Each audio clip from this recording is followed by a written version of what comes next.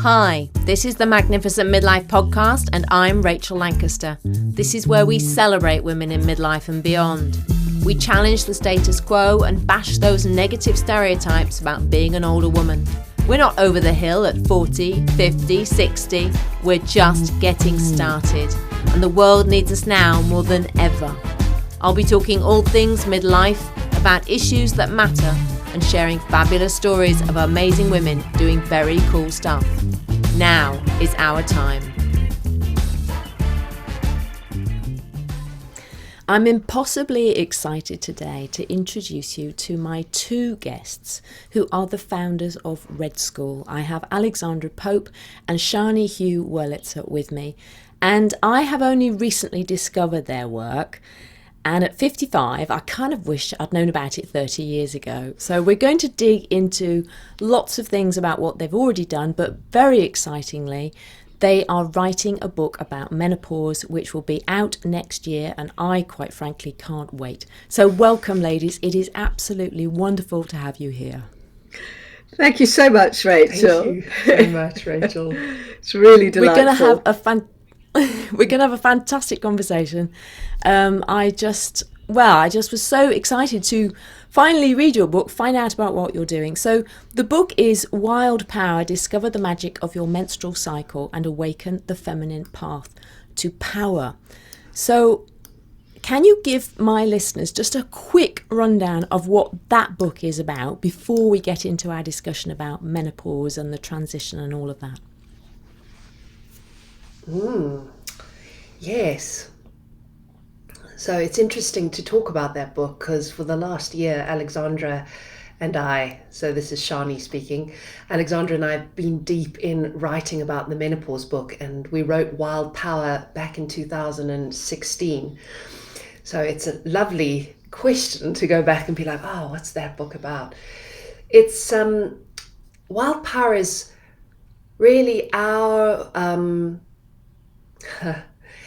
we have shared the knowledge that we've accumulated from working with thousands and thousands of people over many, many years, talking to them about what they experience day to day in their menstrual cycle and the maps that we have uncovered and discovered. We share those in Wild Power. We share these sort of archetypal experiences that we all go through with our menstrual cycle, and then the sort of overarching theme of the book is how this practice of menstrual cycle awareness, paying attention to your cycle, helps you to build a deeper, kinder relationship with yourself, and ultimately plug you in to what matters, what's meaningful, your purpose, your calling, which is what we call your wild power. How this practice of cycle awareness connects you to the life that really matters and the thing that you really come here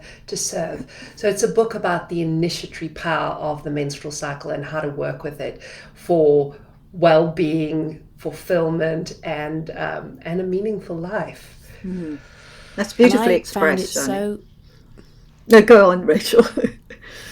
I was going to say, I found it so powerful to understand how there is power within the cycle. And it wasn't until I was given a diagnosis of early menopause at 41. And it wasn't until that happened to me that I even began to listen to my body at all, which is why your book had such a profound impact on me, because I never listened. I never connected with my cycle. I was on contraceptive pill for many years. And even when I wasn't, I just was too busy. I wasn't even thinking about it. So to understand how important it is to understand the cycle and then what you can get from that, for me, was just revelationary. It is actually. It's this extraordinary line to ourselves, Rachel. So when you're practicing cycle awareness, you're connected into yourself at all times. So you're connected into the state of your energy, your nervous system, your emotional body, and ultimately your spiritual body. It's extraordinary. And it's it offers a model of living, a sustainable model of living. And each aspect of the cycle reveals different types of powers that we can draw on to really support our lives and really sort of activate our lives, actually. I don't know how people live without cycles. I mean, I'm post-menopause now. And of course, I don't have a menstrual cycle, but I am deeply connected into cycles at all sorts of levels, not the least of which is the moon cycle, obviously. But understanding cyclical consciousness really supports me to live in a way that is sustainable, that is generative, that is much more creative. So it's really a process of keeping me well at the most basic level. And this is the really important thing with regard to our conversation of menopause, that when you're in touch with the menstrual cycle, you're in touch with a sort of a very meaningful process which began at your very first bleed and unfolds through your menstruating years and comes to its fulfillment at menopause. So menopause has a place. Menopause has a meaning. It's a final chapter in an unfolding story that you've been riding, if you like, for all those years. So menopause feels much more organic then. It doesn't feel, because far too many people just feel slapped in the face by menopause when it comes and completely knocked out. And actually, I didn't experience that. It just felt like, it actually felt like I was outgrowing my cycle. I felt like, I could feel that somehow my cycle wasn't relevant anymore and that something new was unfolding in me. And yes, there is an emotional workout you go through. And yes, you come up against your own edges. You discover, actually the truth is you really discover the state of your overall health. Fortunately, mine was good at that point, or better than it had ever been. So I did not get flattened by menopause. I did change everything in my life, which is what you do. It's not called the change for nothing. I mean, it's hilarious. You really do change everything. But I felt evolved into it, and I felt a dignified process at work. And that grew out of years of cycle awareness. So I was connected. It's just making sense to you. It's, Absolutely. I'm nodding frantically here because, it just all makes sense now. Sense. Yeah. Just to pick up on what you said, Alexandra, it's so beautiful the way you've described it. And Rachel, you said it really is powerful. And Alexandra, said how it's a journey that you go on. You're part of a process that you're inside of, and you're inside of it, and it's working you. And I think the important piece of it is that it's a developmental process. You see, the menstrual cycle helps us mature in all ways. And so what Alexandra said there is that it feels like when you come to menopause, it feels like a natural moment of graduation if you've been plugged into that developmental process. Of course, we're all developing anyway, all the time anyway, but having that deep connection to yourself and deep connection to that process helps you to feel really ready and really prepared for menopause when it comes. And it was that connection that I didn't have. I know. That was why menopause, first of all, it came early. And then, physically, I didn't have any symptoms at all. I went for a hormone test because I was trying for another child. So that was how I found out. And I think it was actually an incorrect diagnosis. So then after that, I've, been on my own journey to try and work things out. And I have realized that lack of awareness, that lack of connection to my body and my emotional health, everything, the whole thing, was why this happened to me. So I've been kind of rowing backwards from there to work out what's going on. And it's only recently that I've, realized what you're doing, which is preparing women for a good menstrual experience as they go through life. So I've got 2 stepdaughters who are both going to get your book for Christmas. Yes. And then preparing women for menopause, because I agree. I mean, I haven't read your book because it's not out yet, but I'm assuming that, you know, you're presenting menopause as another powerful experience in a woman's life, and that ultimately we can look forward to it. And that is, I think, you know, incredible if we can collectively shift the consciousness to get women to actually think, as you've said, Alexandra, that menopause is this natural stage in our lives, and actually we're ready for it when it comes, and it is bountiful if we allow it to be. Does that make sense? Oh, that's so beautiful, the way you frame that, Rachel, because there is an enormous bounty to be had in menopause, and it may not present like that initially, because menopause is this radical rewiring of our whole being, you know, on a physical level, obviously. But then that physical change is catalyzing all sorts of emotional, psycho-spiritual changes within us. And in essence, what's happening at menopause is you're closing, or you're bringing to a finish, a huge chapter of your life, and pulling something together, if you like, and having to let something go in order to birth something new. So it is this extraordinary death and rebirth moment. And you've been practicing for this through your cycling years, and we can come back and talk about how that actually happens. But the point is, there is an initial process at menopause of letting things go, of shedding things. It's a dying that's going on. But in that dying, there is the seed of something really new and powerful that's trying to come through. And when you're really inside your menopause, practicing what we call a conscious menopause, you sort of know what's happening, you respect it, and it's like you can work with it. So it feels less like a kind of catastrophe when it feels like you just want to walk out on the whole of your life. You just know certain things are over, and but you don't know what it is that you want to replace it with yet, you know, or you may have just little glimmers of something, but you just know you don't want to continue doing certain things in your life. It's an extraordinary moment of examination of everything about your life, not just what you're doing, but who you are as a person.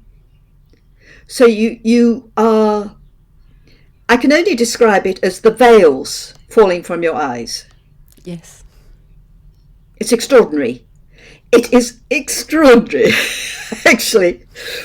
You suddenly see things in a way you've never seen before, and you're feeling things because you become more vulnerable, more permeable, because you're shedding stuff, you know, you're shedding identities.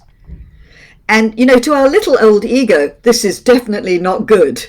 This is definitely not good.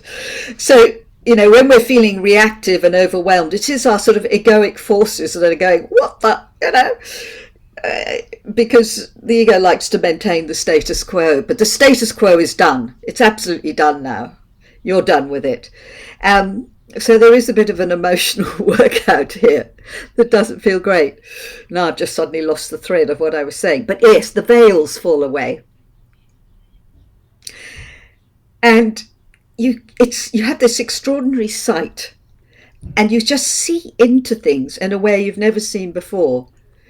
And basically you see the shit rather than the light, the goodness. You mainly see what's not great about your life, or what's not great about you. So I was very confronted by my own shadow, if you like. I was very confronted by all the things, and my arrogance. I'll never forget that. Oh, jeez, that was so arrogant. I'd sort of reflect back on things. And I was shocked by how little I did know. I mean, I thought I was pretty smart and clever, and I am pretty smart and clever. But I really suddenly saw, my own arrogance and the ways I didn't know things. It's so interesting. It's very, very humbling in that way. But with that humbling came, my heart broke open. I just became much more compassionate. I had to become more compassionate towards myself. And that was a process, doesn't happen overnight. And then equally, then I had more heart, more compassion for others. But that again didn't come overnight. It was a process. So yes, you go through this thing of seeing what's not working, basically. And you have this fierce power that comes in that's hilarious. And I see it over and over again. When people come to us, it's just so hilarious. What's going on in their lives. And I just nod. I go, there we go. There we go. It's this power of no. No, not that. No, I don't want to do that. No, you just feel everything is not it. It's hilarious. And you act on it. It's a very intense energy that comes in. And it's like that power of sight and that power of no sort of come together. And there's this sort of superpower that happens that I call the burn the house moment, where you feel like you would just love to walk out of your house, throw a match over your head, and let everything go up in smoke, and you just walk off into the sunset, abandoning everything. It honestly, there's a moment where you'd love to just walk out on everything. And that's a highly dangerous moment, because you don't want to burn your house. You do need to have money in the bank. You do need to think this through. But at the same time, you've got huge power and capacity to really start to sort out what is you and what is not you. That's the essence of it. It's this extraordinary clarity around that. So Sjanie, are you excited?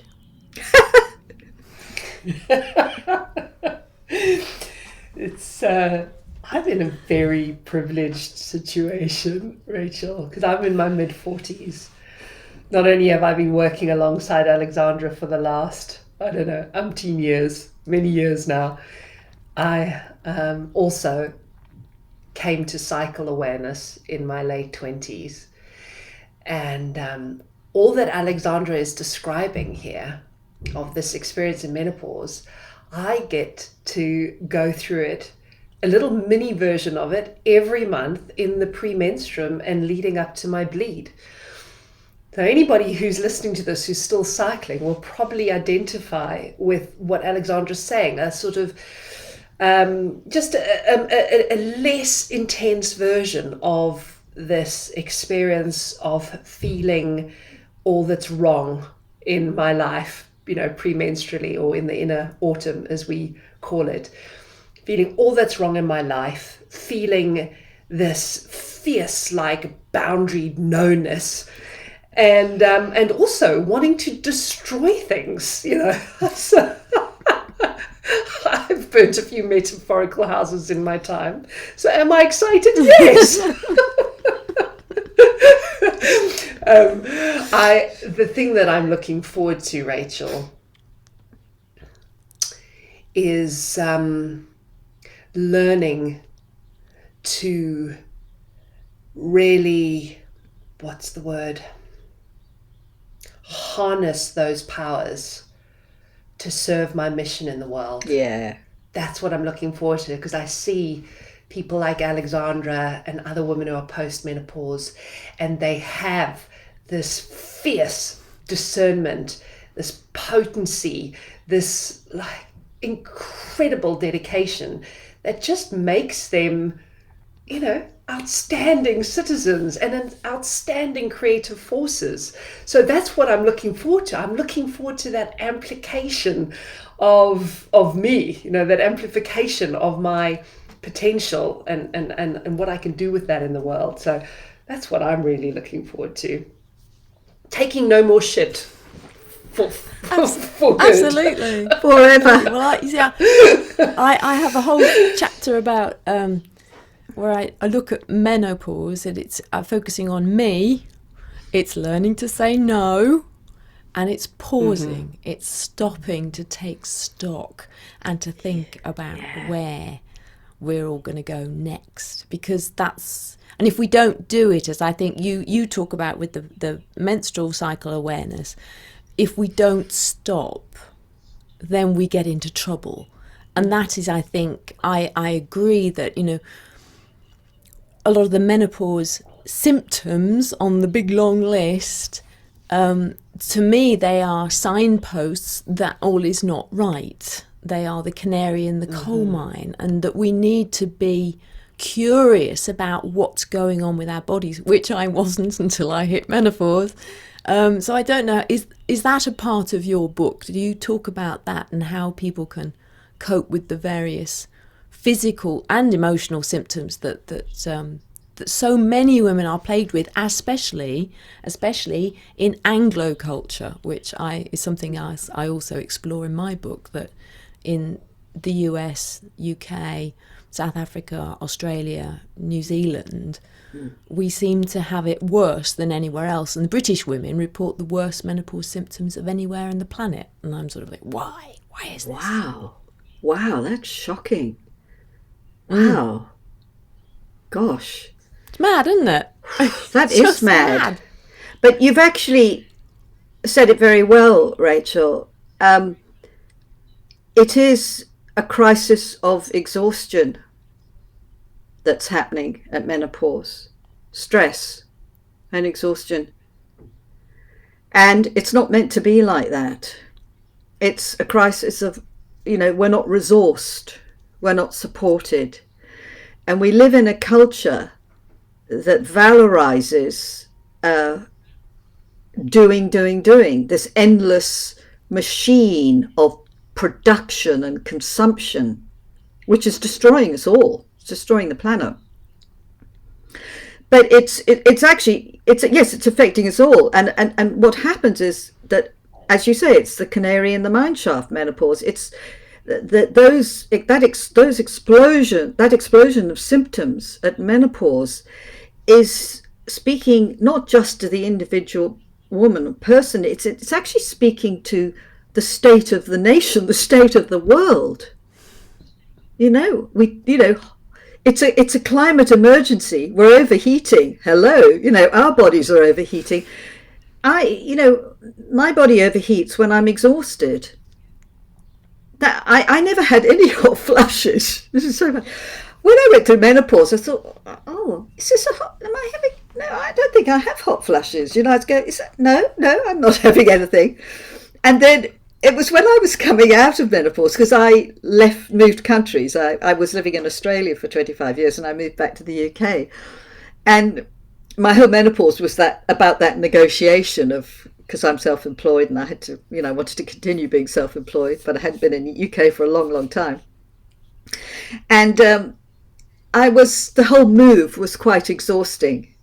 And I actually didn't get hot flushes till I was coming out of menopause, till the end of it. And till after I'd moved, and was coming out of menopause. And because the move had tired me.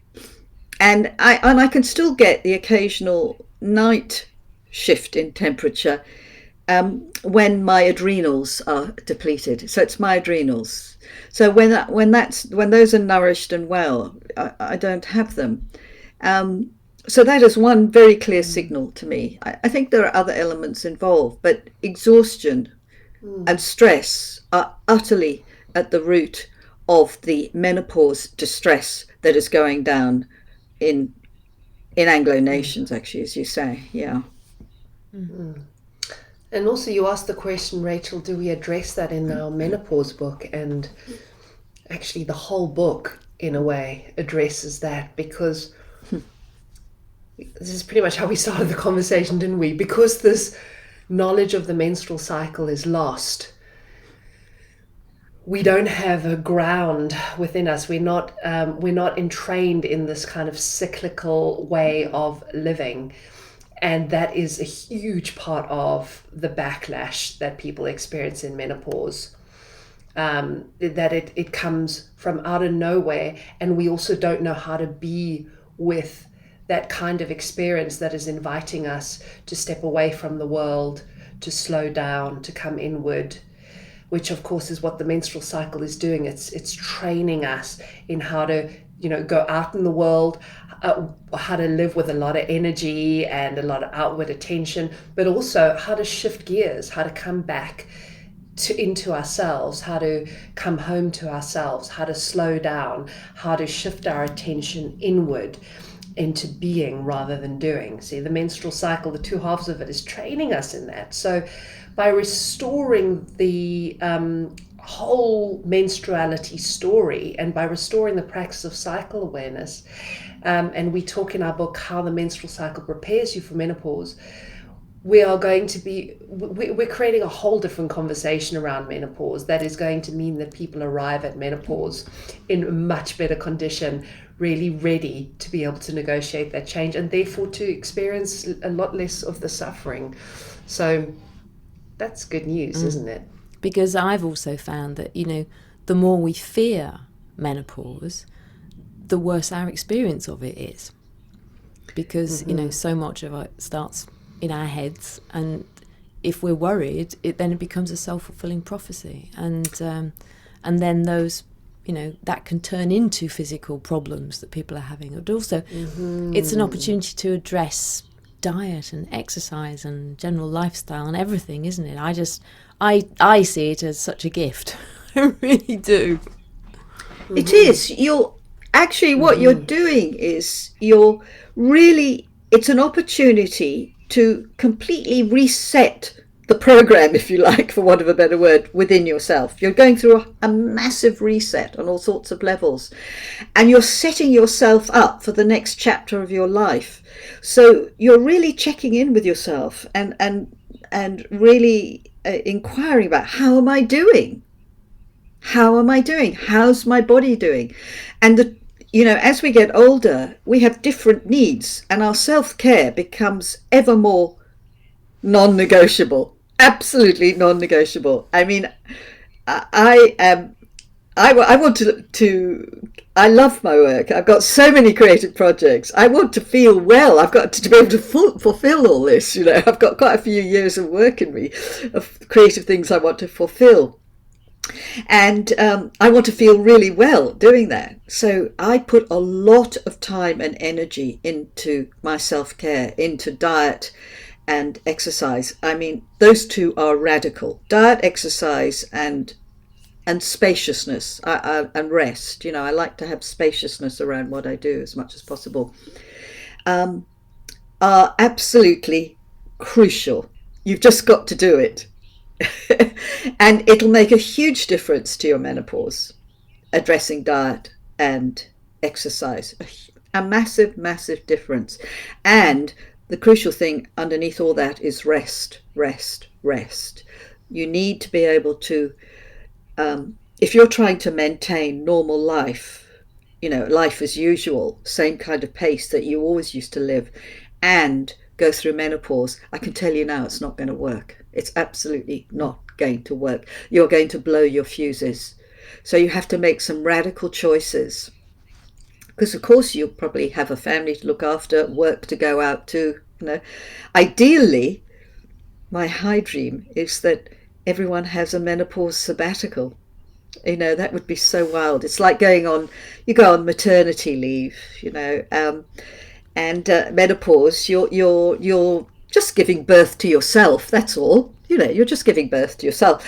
So, so I think we need maternity leave for this birth process of ourselves.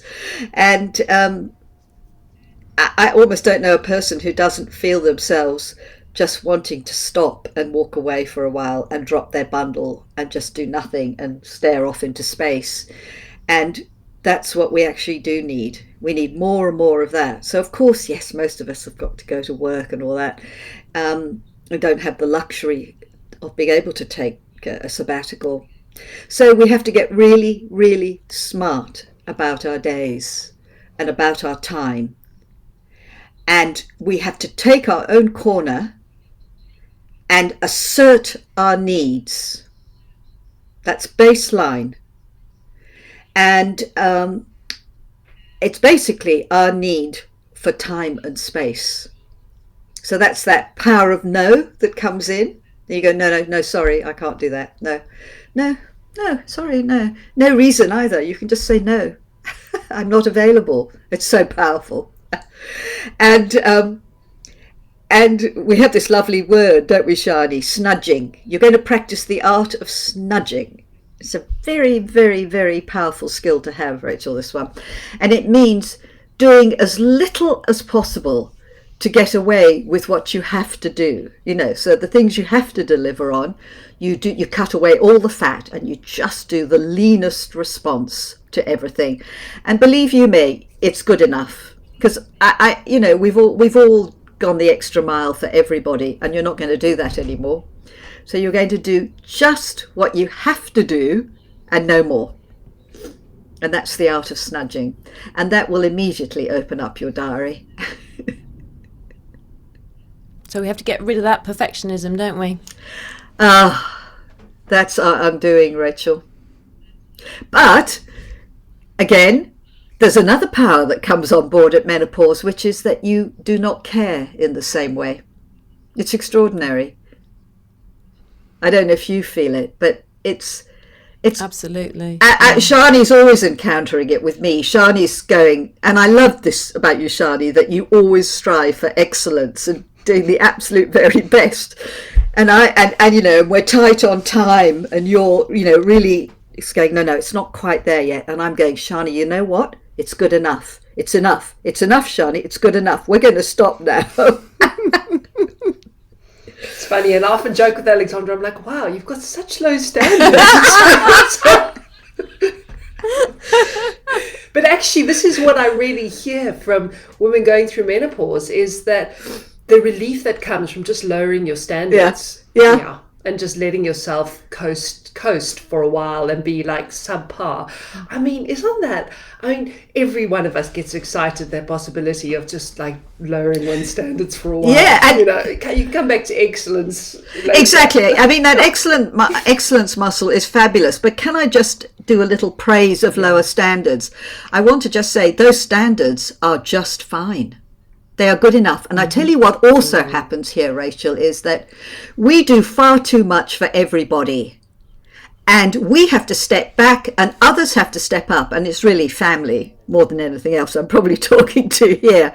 But it may be in your friendship group too. And of course, they're not going to like it. Your family are going to kick back and they're going to go, oh, what's wrong with mum? Yeah, I'll tell you what's wrong with mum. She's not carrying you all anymore. You're going to carry yourselves now. You're all growing up. I'm growing up and you're growing up. And so the whole power dynamics are going to shift.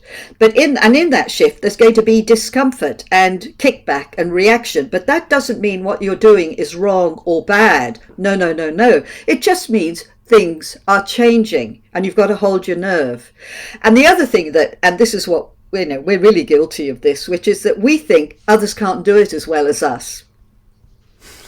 Oh, I know that. And I mean, I secretly think there's truth in that, of course. I do think there's truth in that.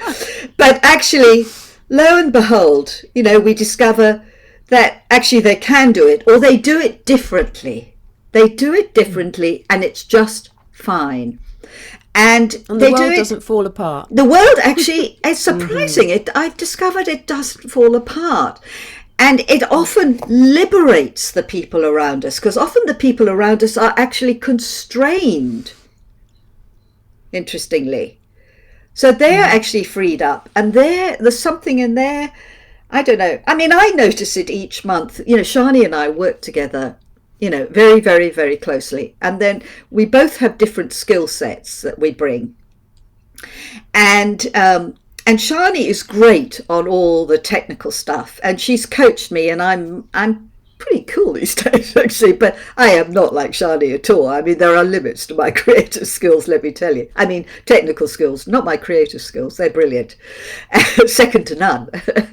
But and she's got a lot more capacity than me for sort of managing a lot of administrative stuff and making decisions on those, which I'm really happy. I'm happy to coast along and, let her do some of those things. But each month, menstrual month, she comes into her inner autumn and her boundaries are suddenly there. And she suddenly has limits to what she will do, because in the summer, in the pre-ovulatory phase of her cycle, I mean, she is a total superwoman. It's hilarious. And she's so generous with her time. But then suddenly she's not so generous. And basically she's not carrying things in the same way. She doesn't want to. And particularly the closer she gets to her bleed, I'm always telling this story about Sjanie.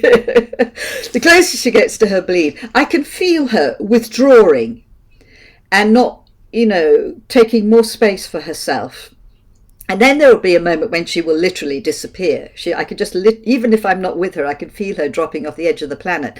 And in that process of her boundaries becoming stronger, drawing in, and then we have difficult issues come up, in the inbox. And I think, Jesus, I'm going to have to go in and answer that.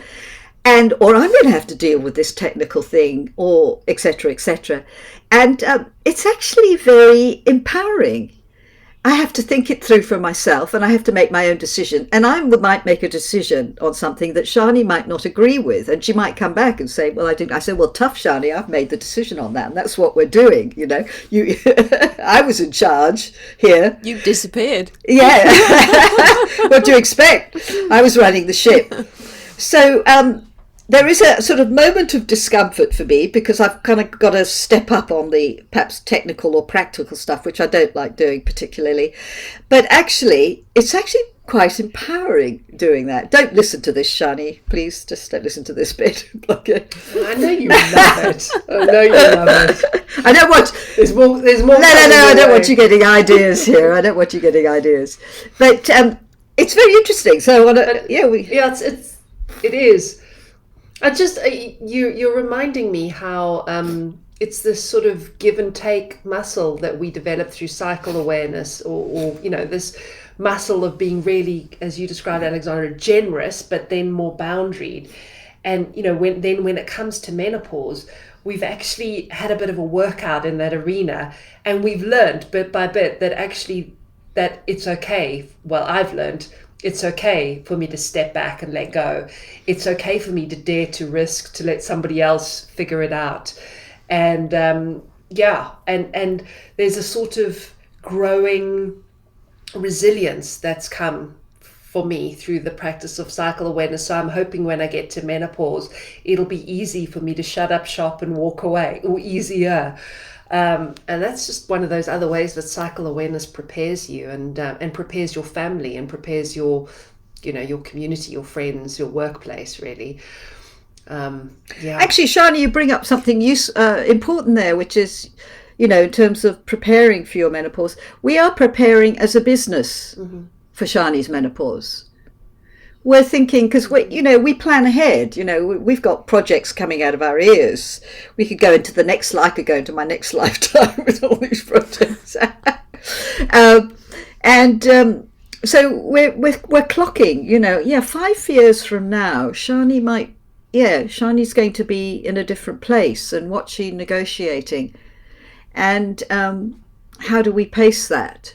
And we're really thinking about how Sjanie can have some kind of sabbatical at that time. And of course, menopause is not a fixed phenomena, so it's a dance. But again, that's like cycle awareness. It's not a science.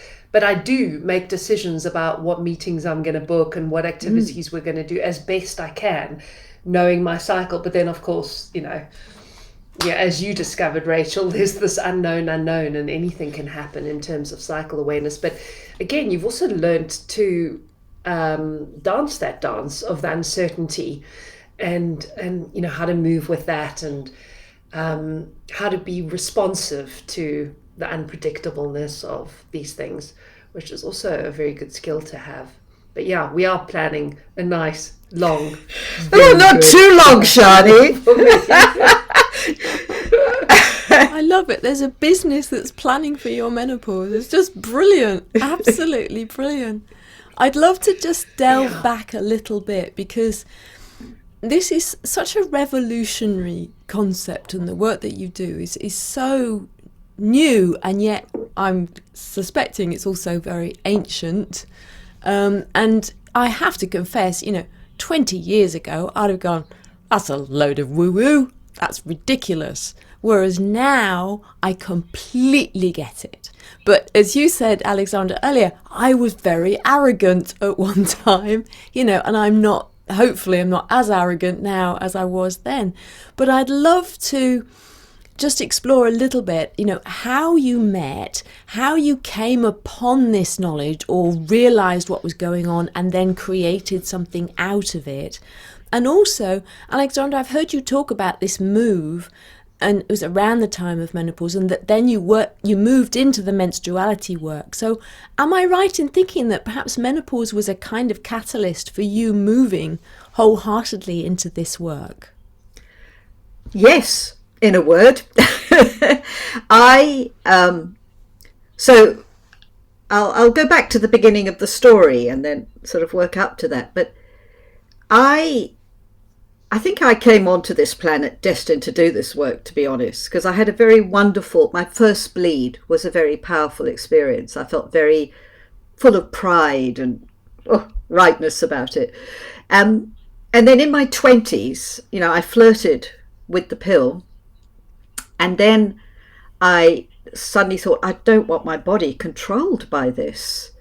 And I learned about fertility awareness. And I discovered that magnificent book, if I can remember the title now, the Boston Woman's Collective.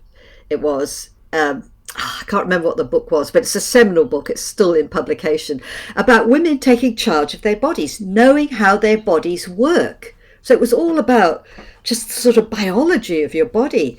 And I just thought, this is revolutionary. We should all know this. This is so liberating to know. And I started practicing cycle awareness. Or fertility awareness rather, because I didn't want to be on the pill and I didn't want to have children. And so I was practicing fertility awareness. I knew when I ovulated, those sort of things, and that's so empowering. So in my 20s, I had that degree of awareness about my body, which was important. And I was sort of flirting with other thoughts, because there was a very powerful book that was written in the 70s called The Wise Wound, that was sort of began to articulate. That was perhaps the first book in a long line of many books that have since come around talking about menstruation in a more interesting way. And but it was just before my 31st birthday, and I was in Australia. I had moved to Australia, and I got the menstrual pain from hell, Rachel. And this menstrual pain came back each month. And I thought, geez, I don't want to take drugs every month. I don't want to take painkillers, and I don't want to have surgery. So I remember actively saying to my body, okay, body, you're talking to me and I'm going to listen to you. And I began this whole journey to heal my body naturally. And so I was just operating blind. I was already into natural therapies, so I started exploring different natural therapeutic responses to it. But fortunately, my cycle was very regular, and I knew when I would bleed, so I would start to organize my life around my cycle. So you can hear that I was now practicing cycle awareness, what we came to call cycle awareness. And it's like my body took me on a journey. So I would try to organize my life so I wasn't working when I was bleeding. And I won't go into the details because how that happened, because it was quite complicated, because I was partly employed and then partly self-employed and so on. But I was just starting to become a therapist and having clients. And I would say to my clients, I'm going to be bleeding next week, so I won't work because I don't want to take painkillers. So when I had the space, I used to go cold turkey without the painkillers and try to ride the pain. Now, I was also doing lots of good dietary stuff. Diet was radical, absolutely radical. And I was doing certain massage work, abdomen work and so on. And I would go cold turkey with the pain. And honestly, it felt like the veils were being ripped off my eyes and I was seeing into things. Now, it wasn't sort of language or concepts were coming to me, but there was a kind of knowing that was evolving in my system as I held to my cycle and I allowed myself to go in to the pain. It felt like I felt so true and real in those moments and sort of liberated, even as it was agony. But the good news is, the more I practiced cycle awareness and reduced stress, the pain started to ease. I mean, this is the punchline. This is the important bit.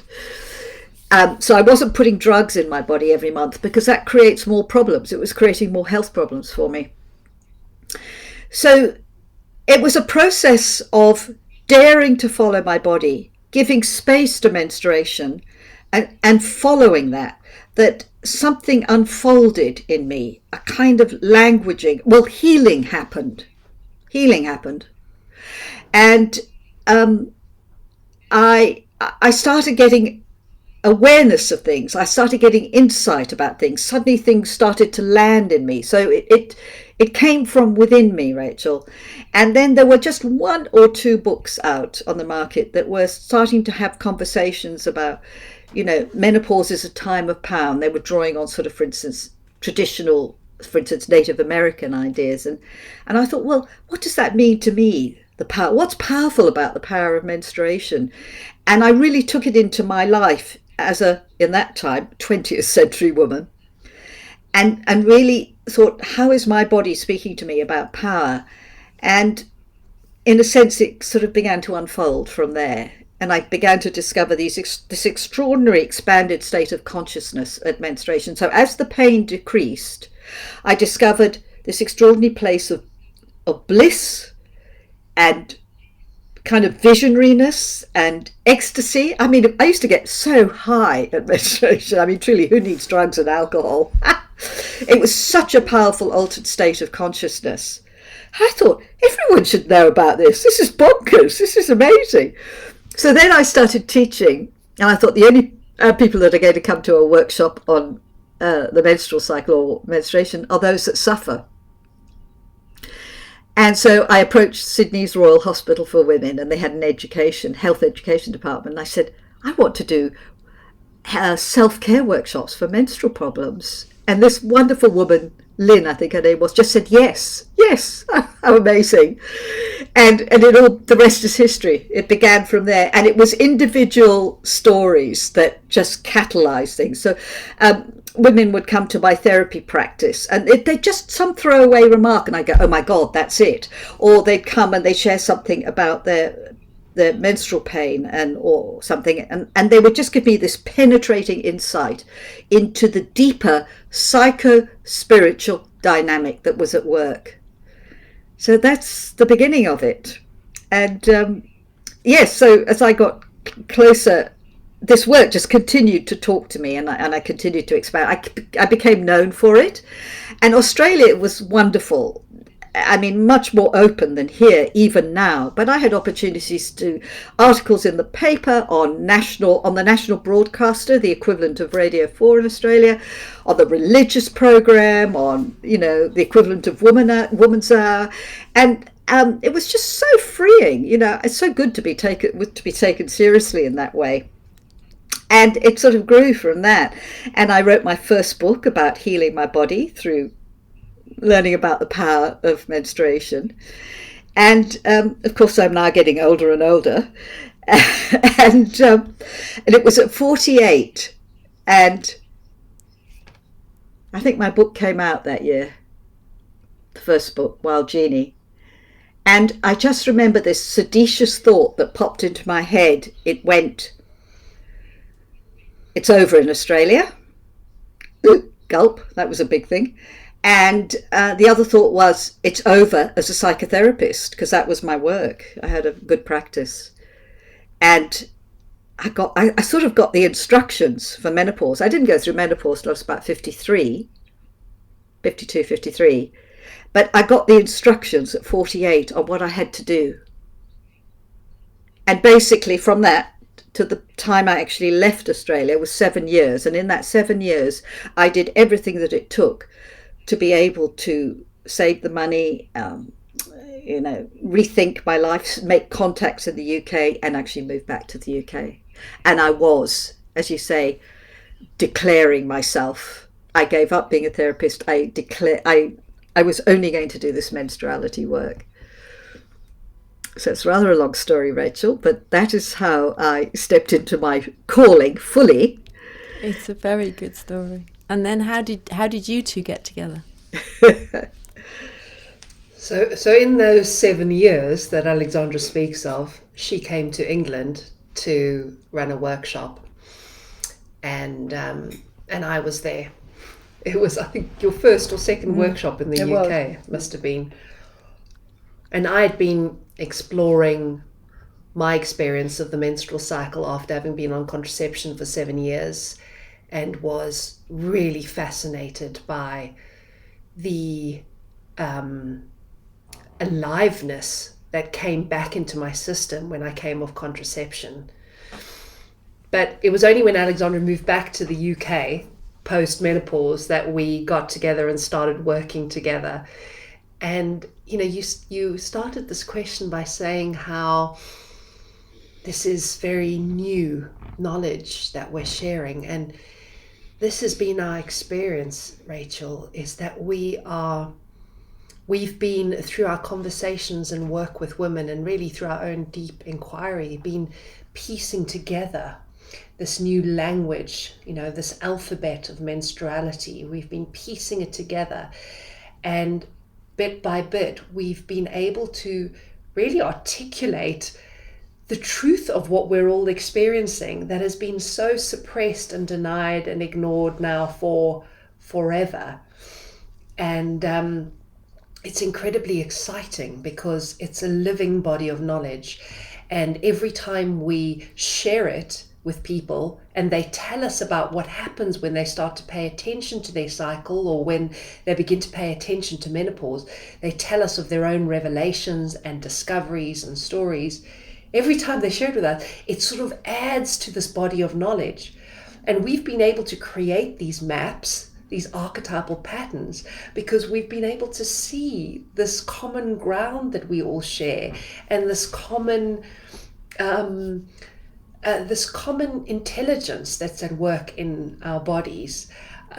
So it's incredibly exciting, and it is continuing to evolve. And we really feel like it's knowledge for these times. It's what we need to know in order not only to be able to survive these times, but actually be able to begin to relate to each other and the world in a way that means we're going to get through this crisis that we're in. So it feels really timely and really crucial, actually, that menstruality is restored. So yeah, we're having fun riding this wave. Well, I could talk to you forever. I'm going to talk to you for at least all day. But I know we only have so much time. So perhaps you could just tell me what you're hoping to achieve with your new book, because it's going to be an amazing book. I know that already. So what are you hoping to achieve? All right, over to you, Alexandra. We speak about this a lot, our intention and vision for the book. Thanks for asking that question. Yeah, it's powerful. Wow, we want to rewire the whole conversation about menopause. We want to restore menopause to its dignified place in our sort of developmental journey, that it is honored and respected, and that we turn up at menopause feeling readied and resourced, and know that this is, the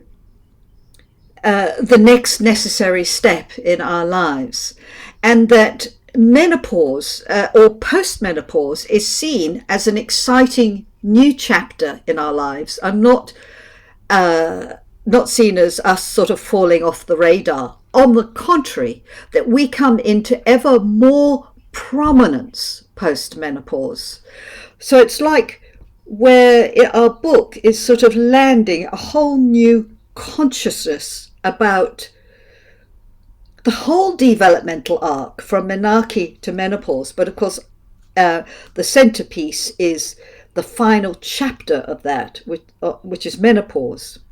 So we're restoring the final chapter in our menstrual cycle journey, and in so doing, giving us all a really, I'm going to just repeat myself, but just such an ennobling vision of menopause.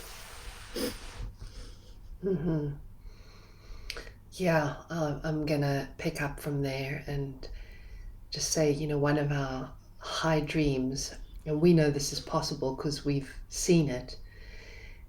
When people feel prepared for menopause, when they feel dignified and supported when they go through menopause, they get this. They go through this workout. Alexandra talks about it as like a leadership program. The best leadership program ever. And we'd like people to have an experience like that sets them up to be powerful forces of change, powerful leaders, stellar creatives, beautiful nurturers, benefic presences on this planet. And that's what we've seen is possible when people have a conscious, well-supported menopause experience.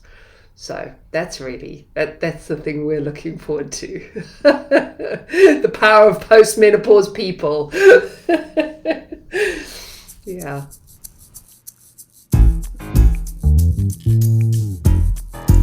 Thanks for listening to this episode of the Magnificent Midlife podcast. If you enjoyed it, please subscribe, follow, and share it. Also, giving a 5-star review really helps get the word out. You'll find the show notes at magnificentmidlife.com. That's also where you can get my book, Magnificent Midlife, Transform Your Middle Years, Menopause, and Beyond. Make the very best of your next chapter. Help me change the world, one magnificent midlife woman at a time.